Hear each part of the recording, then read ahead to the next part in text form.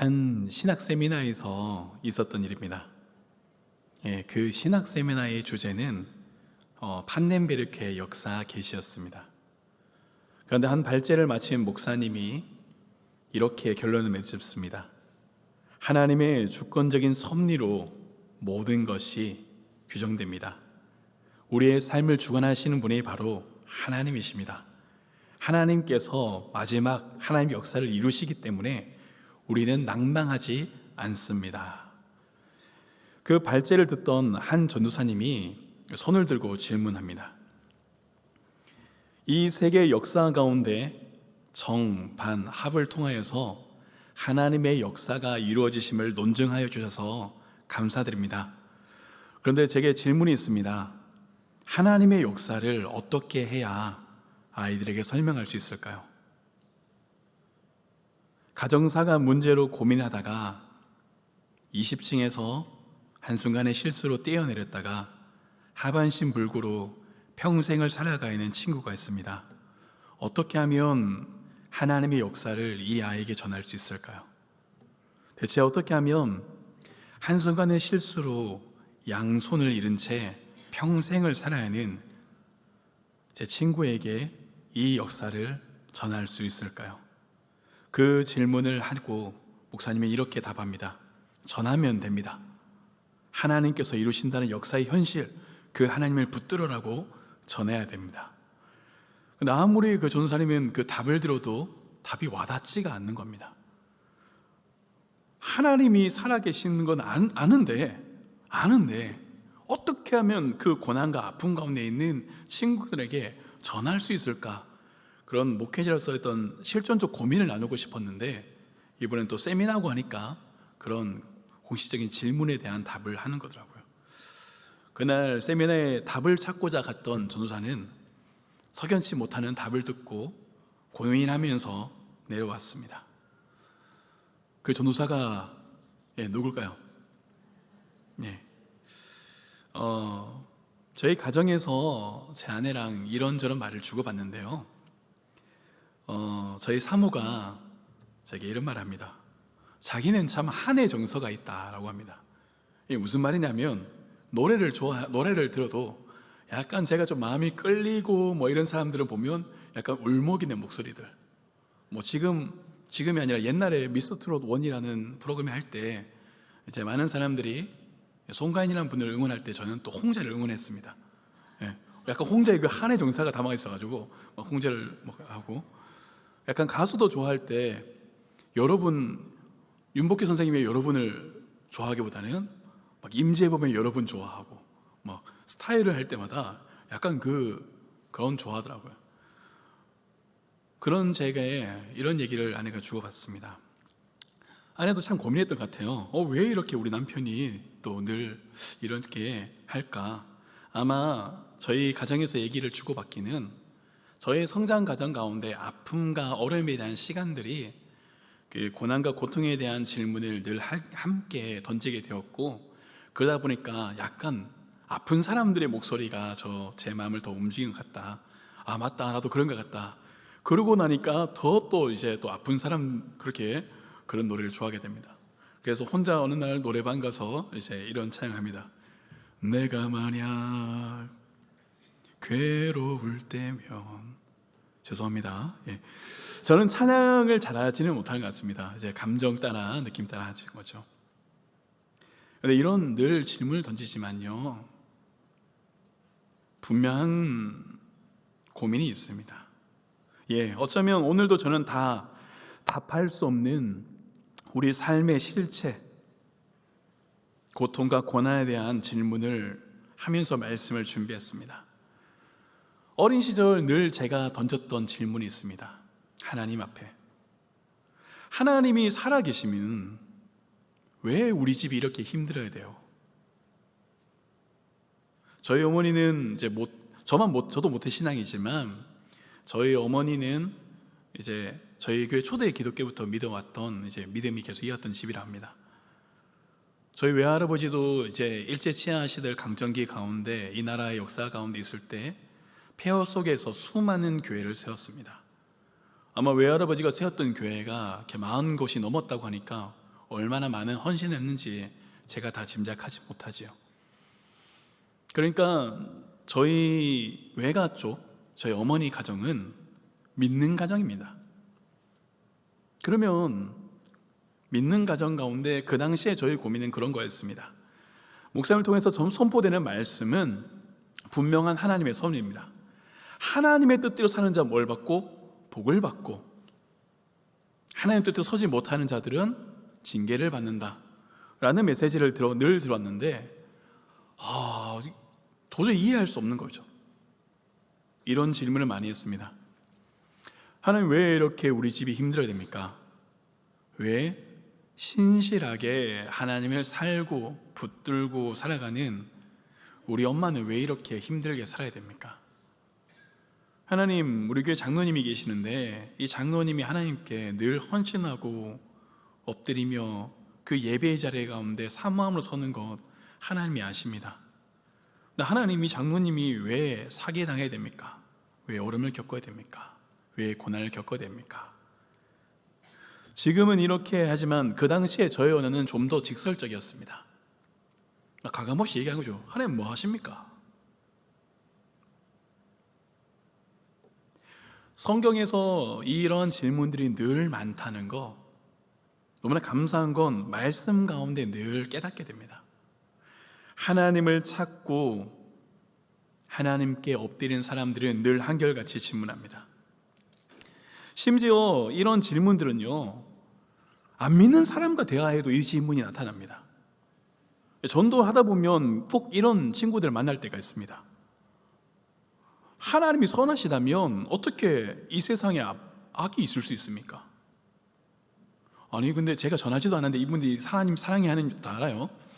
사랑의 하나님이라면서요.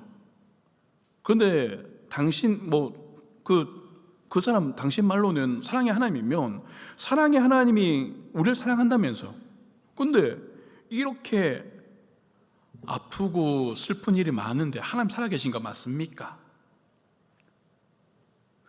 저는 이런 질문들이 늘 나올 때마다, 하나님에 대해서 이야기할 때마다 이 고난과 고통에 대한 질문이 던져지는 것이 당연하다 생각합니다. 우리의 현실이 여기에 있기 때문이죠. 현실 가운데 아픔과 고난, 그 질문을 당하는 사람들은 어떻게 고난을 이해해야 될까? 아마 어쩌면 그분들이 제게 답을 원하는 것인 머리로 가는 답이 아님을 알고 있습니다. 고난, 역경 가운데 어떻게 하면 실전적으로 이 아픔을 이겨내야 될까 고민이 될 겁니다. 어느 목사님이 계십니다. 저랑 가깝게 지내는 목사님인데, 이 목사님이 어느 날 기쁨 가운데 이렇게 조카를 하나님께서 주셨다는 소식을 듣습니다. 그런데 그 가정 가운데 그 아이가 축복 가운데 태어났는데, 태어난 그 아이가 의식이 혼미한 가운데 태어납니다. 태어나고 인큐베이터 안에 있다가 1년 정도 인큐베이터 안에 있다가 세상을 떠납니다. 이 목사님이 도저히 설명할 수 없는 삶의 고난과 아픔 때문에 하나님께 끝없이 질문합니다. 하나님, 대체 우리 조카의 삶의 의미는 뭡니까? 이 아들의 삶의 의미는 무엇입니까? 하나님이 살아계심을 우리는 믿습니다. 여러분 믿으시죠? 아멘. 믿기에 이 자리에 나와서 예배하고 하나님을 고백합니다. 동시에 우리는 또 그런 순간들이 있음을 알고 있습니다. 인생에 이해할 수 없는 아픔과 역경들, 가까운 성도 중에 함께 기도하며 우리 중보기도 사역에 함께 하시는 성도님께서 이런 질문하기도 하시더라고요. 전쟁을 그치게 해달라고 날마다 기도합니다. 대표적으로는 러시아 우크라이나의 전쟁이고요, 또 가깝게는 요 근래에 이스라엘과 가자 지구의 전쟁입니다. 대단한 전쟁의 소식을 들을 때부터 이분은 마음을 애통하며 전쟁을 그치게 해달라고 기도합니다. 하나님의 살아계시면 이 전쟁이 그칠 거라고 믿고 분명히 고백하는데 여전히 전쟁은 계속되니까 기도하기가 많이 힘들어진다라는 그런 고민들을 나누기도 하였습니다. 그러한 마음들 생각하며 오늘의 말씀을 붙듭니다. 오늘 말씀은 이사야서의 말씀입니다. 북이스라엘이 주님 오시기 전 721년 아시리아, 아수르에서 멸망당합니다. 그리고 남유다도 주전 586년 바벨론에 의해서 멸망당합니다. 이스라엘이 굳게 붙들었던 게 있습니다. 다윗 언약, 그리고 성전 사상. 하나님의 집 성전이 있는 곳, 하나님의 현존이 있는 곳은 하나님이 계시게 멸망하지 않을 것이라 붙들었습니다. 그러나 이스라엘 악에 대한 징계로 그들이 굳게 붙들었던 예루살렘 성과 성전이 파괴됩니다.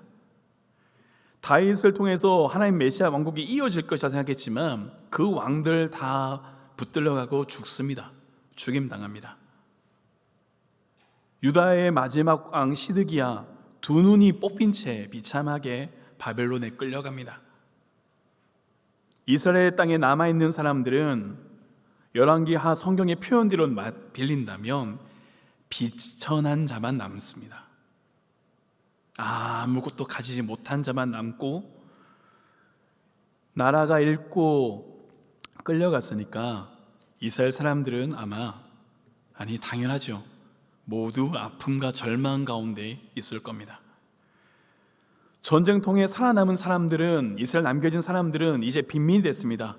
먹고 살 게 없으니까 이제 나라를 다시 건설하는 것이 문제가 아닙니다.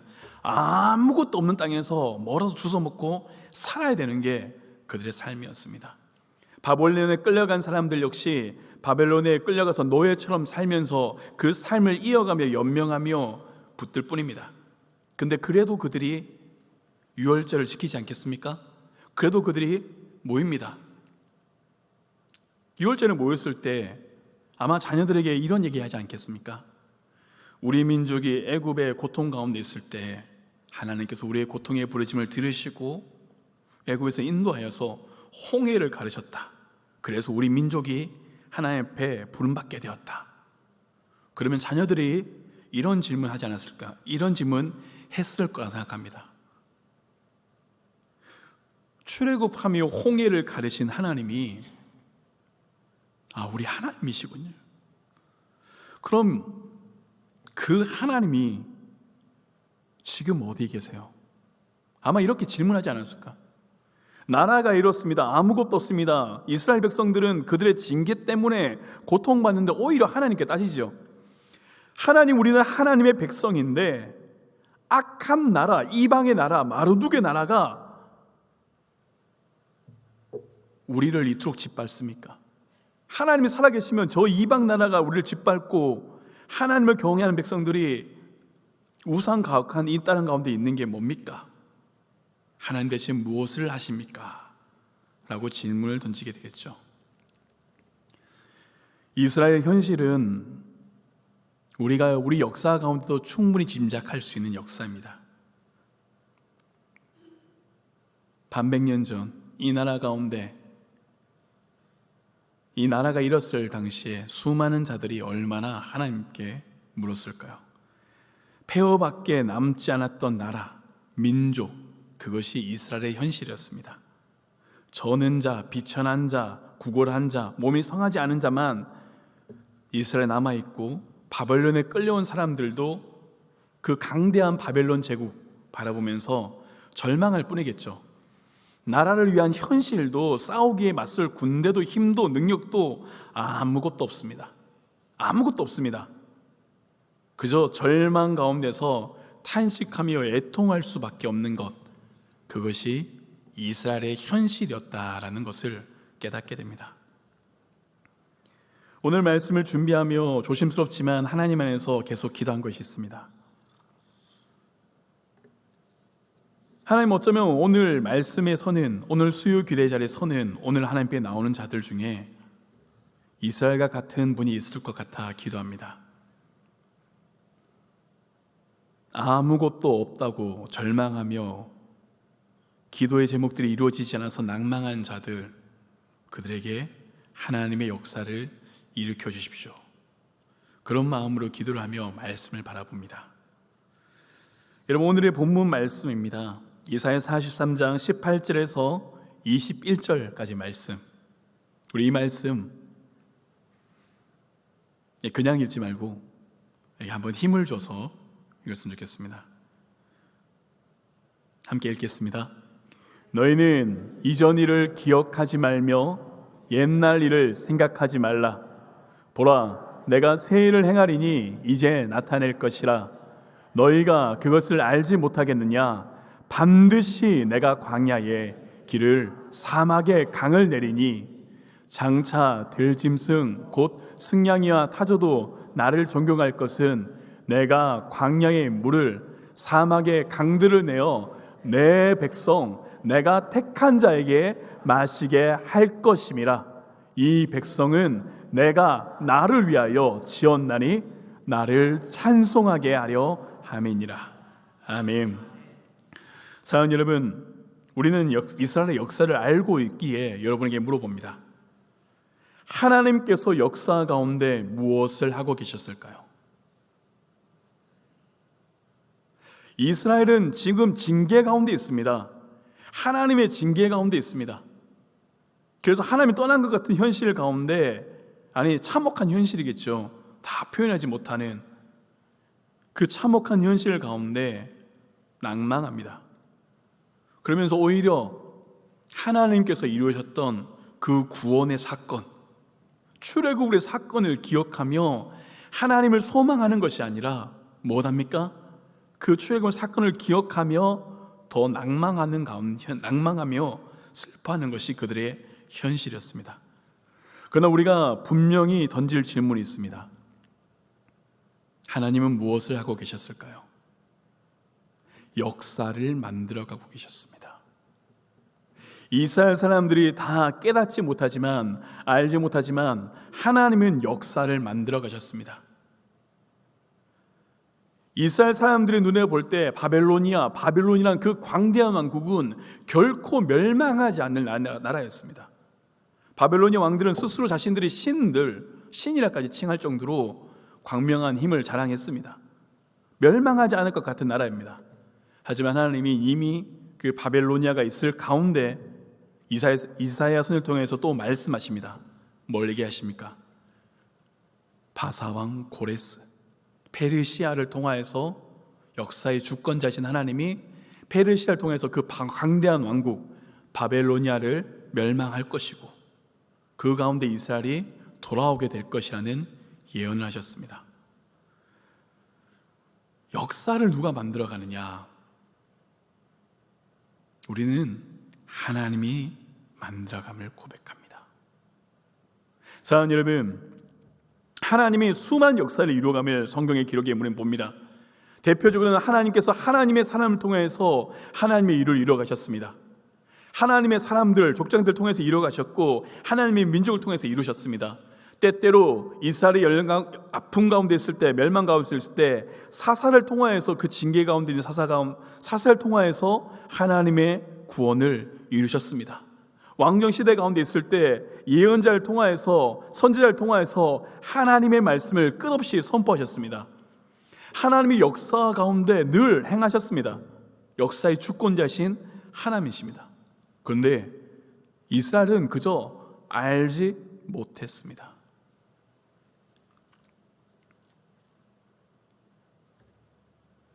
오늘 우리 삶에서도 말씀 가운데 나아가기에 생각해 봅니다. 혹 하나님의 일하심을 의심하는 우리의 마음이 있다면, 하나님께 기도하는 가운데 있는데 낭망하는 마음이 있다면, 낙심하는 마음이 있다면 물어보십시오.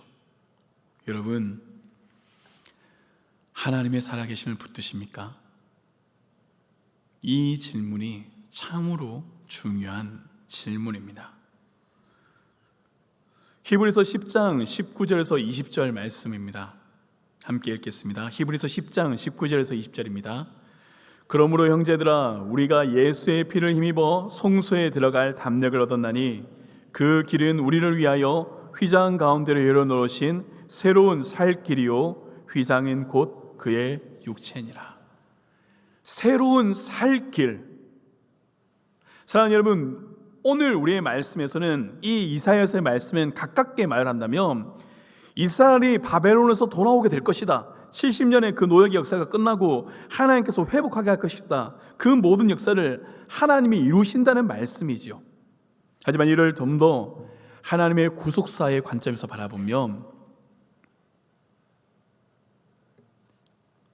수고하고 무거운 짐진 모든 인생들, 죄와 사망에 있는 모든 인생들, 그 사마리아 여인처럼 목말라 하는 인생들을 먹이실 생수의 강을 누가 먹이신다 하십니까? 하나님이 먹이신다 하십니다. 하나님이 돌보신다 하시며 하나님이 살리신다고 말씀하시는 겁니다. 이스라엘은 알지 못했을까? 제가 이스라엘 얘기할 필요 없습니다. 어쩌면 출애굽의 사건도 동일합니다. 이스라엘은 하나님의 역사를 한 번도 알지 못했습니다.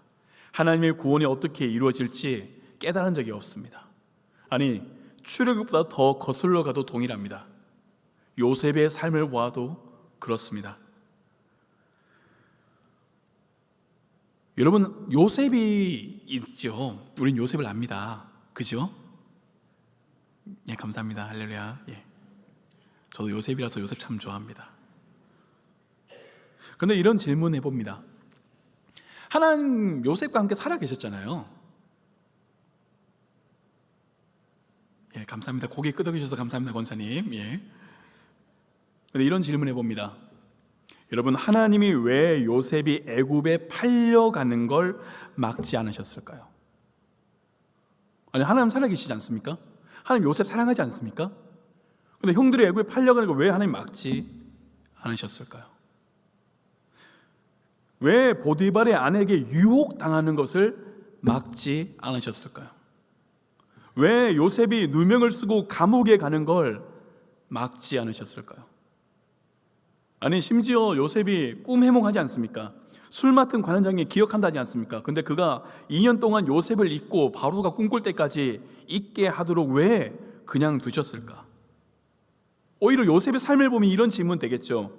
하나님이 살아계시다면, 하나님이 요셉을 사랑하신다면 왜 하나님께서 그 모든 것을 막지 않으셨을까? 시편 105편 17절입니다. 그가 한 사람을 앞서 보내셨으며 요셉이 종으로 팔렸도다. 하나님께서 요셉을 보내신 것 너무 이상하죠? 형들의 죄, 미움, 질투심 때문에 요셉이 팔렸습니다. 그런데 하나님은 요셉을 보내셔서 큰 구원을 예비하셨다라고 하십니다. 요셉을 판 형들을 구원하기 위해서 요셉을 보내신 겁니다. 놀라운 하나님의 구원의 섭리가 있음을 깨닫게 됩니다. 요한복음 14장 6절 말씀입니다. 예수께서 이르시되 내가 곧 길이요 진리요 생명이니 나로 말미암지 않고는 아버지께로 올 자가 없느니라. 여러분, 하나님께서 왜 예수님에게 고난을 허락하셨습니까? 하나님의 아들 예수님이 왜 고난을 당하셔야 됩니까? 고통을 당하셔야 됩니까? 왜 아픔을 당하셔야 됩니까? 복음은 죄악된 우리가 하나님의 아들을 죽였다 합니다. 복음은 하나님을 죽인 우리가 하나님 앞에 죄를 지었다고 고백합니다. 그리고 복음은 우리를 죽이는 죄를 알지 못한다고 하는, 자신이 하는 것을 알지 못하는 이들을 위해서 그의 아들을 죽이셨다 합니다. 내가 장차 큰 일을, 새 일을 행하신다는 이사야 선지자의 말씀은요, 이사야 선을 통해서 이렇게 선포됩니다. 이사야서 53장 10절 말씀입니다. 함께 읽겠습니다. 여호와께서 그에게 상함을 받게 하시기를 원하사 질고를 당하게 하셨은즉 그의 오늘 속건 제물로 드리기에 이르면 그가 씨를 보게 되며 그의 날은 길 것이며 또 그의 손으로 여호와께서 기뻐하시는 뜻을 성취하리로다. 아멘. 놀라운 역사를 이루시는 하나님의 방법인데, 광야에 길을 만드시고 사막에 강을 만드시는 하나님의 방법이 누굴 통해서 이루어지십니까? 예수 그리스도를 통하여서. 하나님은 이사야 선을 통하여서 말씀하십니다. 가깝게는 이스라엘의 회복이지만 오늘 우리의 모든 삶까지 아우르는 온 인류를 구속하시는 하나님의 구원을 이루시겠다고 선포하신 겁니다. 보라, 내가 큰 일을, 새 일을 행하십니다. 목적은 하나입니다. 이 백성은 내가 나를 위하여 지었나니 나의 찬송을 부르게 하라 함이라.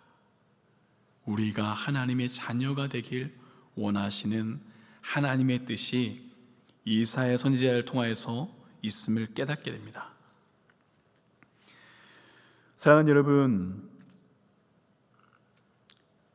모든 악과 고난의 원인에 대해서 설명할 자신이 없습니다. 그렇지만 분명한 것이 있습니다. 하나님의 사랑입니다. 하나님의 마음입니다.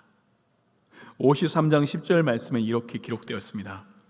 여호와께서 그에게 상함을 받게 하시기를 원하사 또 그의 손으로 여호와께서 기뻐하신 뜻을 성취하리로다. 신학적 용어로 케노시스라고 얘기합니다. 하나님의 자기 비움, 낮아지심입니다. 왜 하나님이 인간이 되셔야 되는가?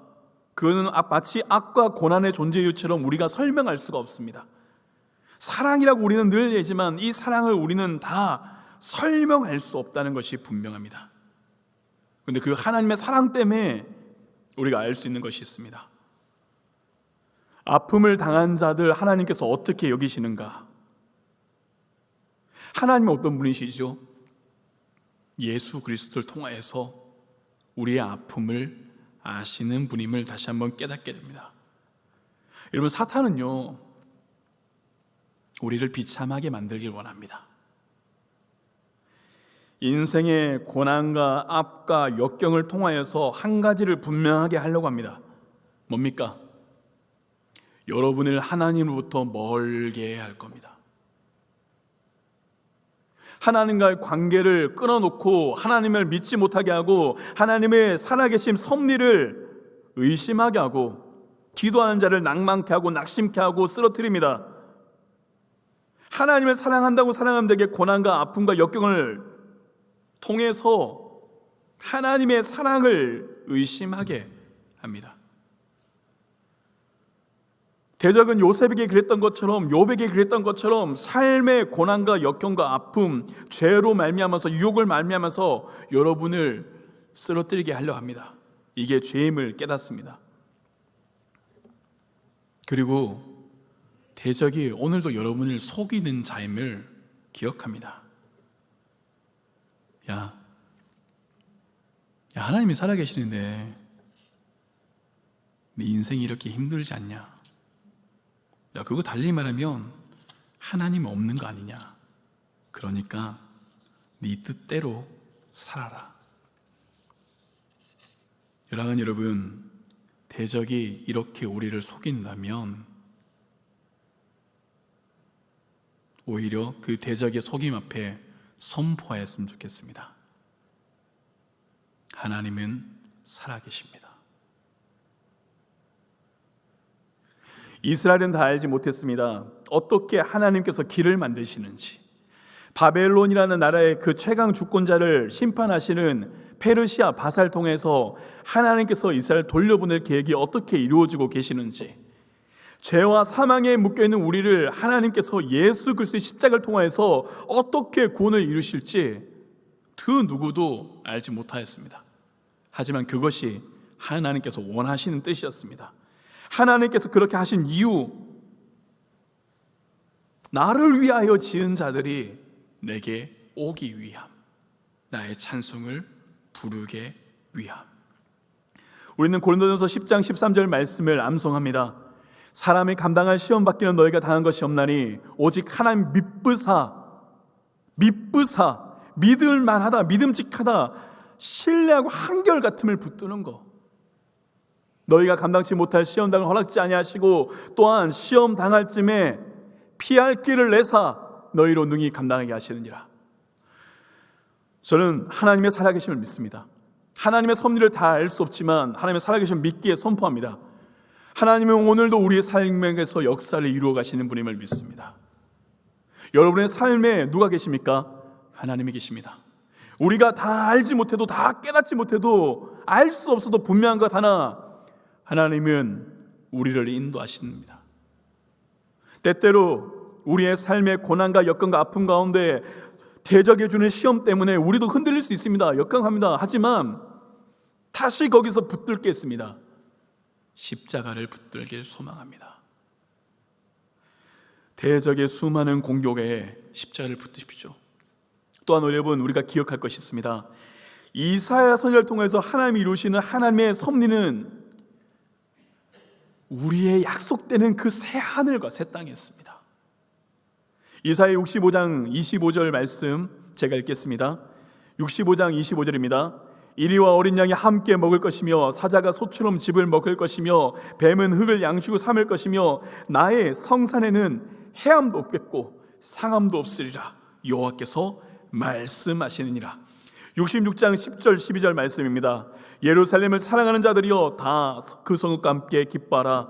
다 그 성읍과 함께 즐거워하라.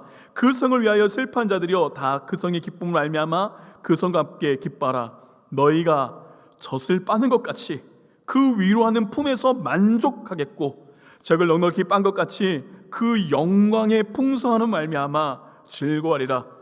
여호와께서 이와 같이 말씀하시되 보라 내가 그에게 평강을 강같이 그에게 문나라의 영광을 넘치는 시내같이 주리니 너희가 그 성읍의 젖을 빨 것이며 너희가 옆에 앉기며 그 무릎에서 놀 것이라.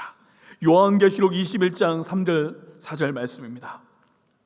내가 들으니 보호자에서 큰 음성이 나서 이르되 보라 하나님의 장막이 사람들과 함께 있음에 하나님이 그들과 함께 계시느니 그들은 하나님의 백성이 되고 하나님은 친히 그들과 함께 계셔서 모든 눈물을 그 눈에서 닦아주시니 다시는 사망이 없고 애통하는 것이나 곡하는 것이나 아픈 것이 다시 있지 아니하니 처음 것들이 다 지나갔음이러라.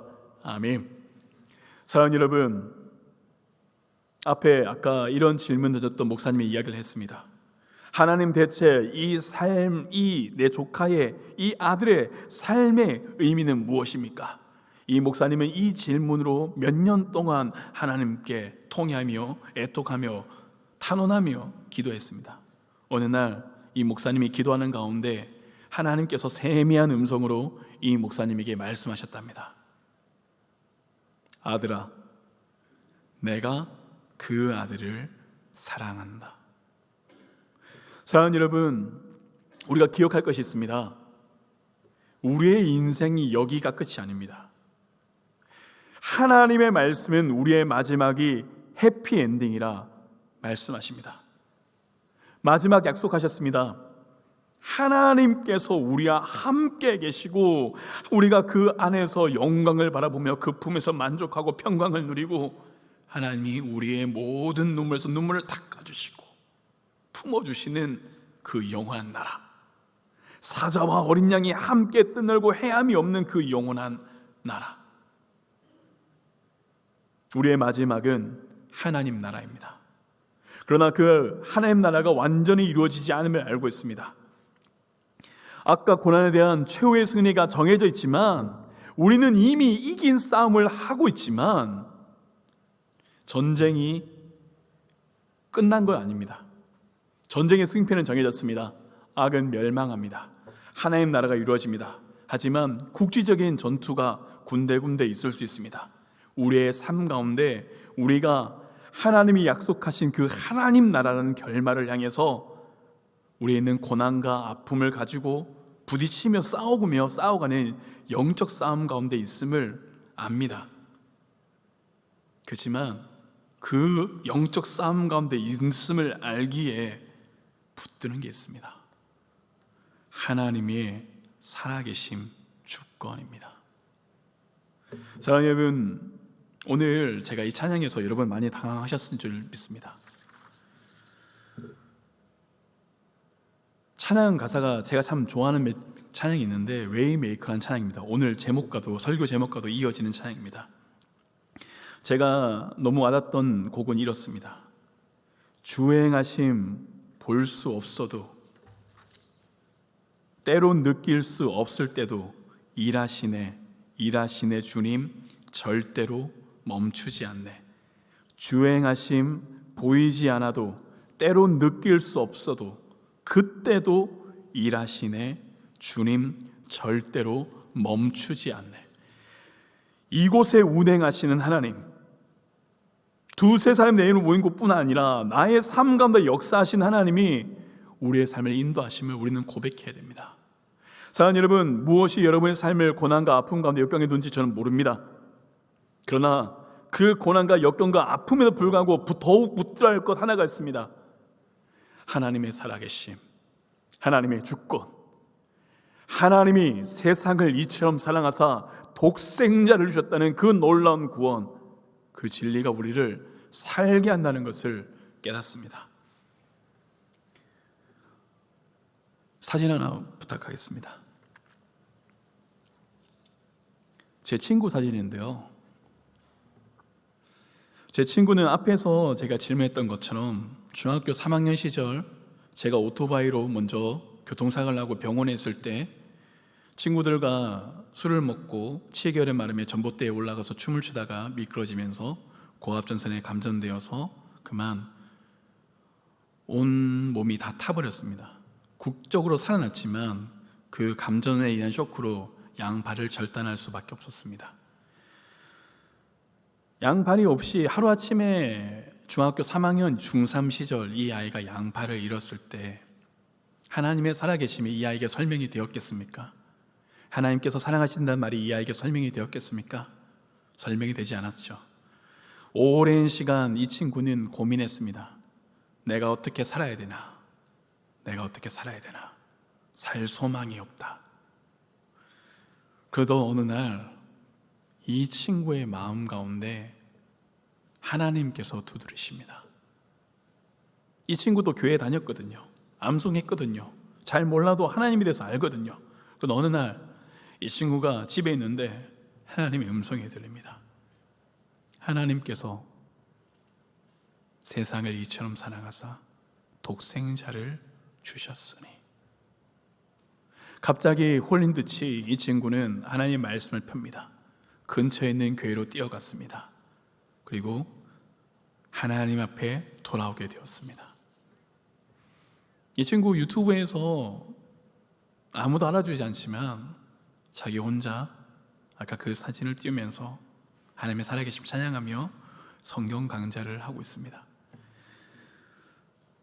정승현이라는 이 친구가 얘기합니다. 요셉아, 내가 양팔을 잃었는데 대신 얻은 게 있다. 뭔데? 생명 아이가야. 너는 목사면서 그것도 못하나? 나는 양팔을 잃었지만 생명을 얻었다 아이가. 괜찮다. 걱정 마라. 하나님 살아계신다. 이전에 제가 전도사 시절 앞에서 다루었던 한 소녀가 있습니다. 20층에서 뛰어내려서 하반신 불소가 되었던 아이입니다. 그런데 언젠가 이 아이가 인생의 꽃다운 나이인데 중3 시절 뛰어내려서 하반신 불소사를 되니 얼마나 이 소녀의 삶이 힘들지 짐작이 되지 않겠습니까? 오랫동안 이 아이를 위해서 기도했습니다. 하나님, 승혜 살려주십시오. 제가 승현이를 위해서 기도했던 것처럼 승현을 위해서도 계속 기도했습니다. 그랬던 어느 날 누가 또 하나님 만나 주십니까? 하나님이 그 딸을 또 만나 주셨습니다. 평생을 아마 어쩌면 이 승인한 친구도 허리 이하에 몸을 쓸 수 없는 몸으로 살아가야 됩니다. 여성으로서 아이도 꿈꿀 수 없고 어려움과 아픔 가운데 있을지도 모르겠습니다. 결혼도 꿈꾸지 않을 수도 있다고 합니다. 그러나 그랬던 그 아이가 예수님을 만나고 이렇게 얘기합니다. 그 친구는 아직도 저를 전도사님이라 부릅니다. 전도사님이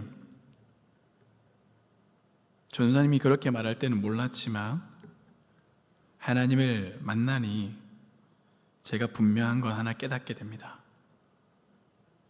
사람들은 내가 이런 모습이 됐을 때 다 나를 떠났지만, 우리 엄마 아빠도 나를 떠나려고 했지만 하나님이 나를 떠나지 않으심을 알게 하셔서 너무 감사하다고, 하나님이 내게 생명을 주셔서 너무 감사하다고, 그래서 오늘도 하나님의 사랑 때문에 살아간다고.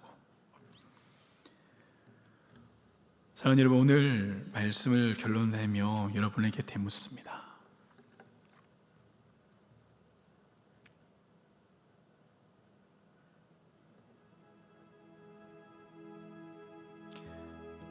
이스라엘은 결코 알지 못했겠죠. 하나님이 일하신다는 것, 하나님이 바벨로니아 나라를 멸망시키기 위해서 페르시아를 준비하셨고, 아니 그보다 더 크게 그 땅 가운데 어떤 인생도 알지 못했지만 하나님의 아들 예수 그리스도를 준비하셔서 우리가 살 길을 여시고 십자가로 서게 하심을, 어쩌면 오늘도 우리가 고난과 역경 가운데 있는 수많은 성도들은 하나님의 살아계심을 모를 수 있습니다. 하나님의 행하심을 볼 수도 없고 알 수도 없고 깨달을 수도 없지만, 그럼에도 분명한 것이 하나 있습니다. 하나님이 우리의 길을 인도하실 겁니다. 우리가 다 알지 못하지만 깨닫지 못하지만 주님이 붙드십니다.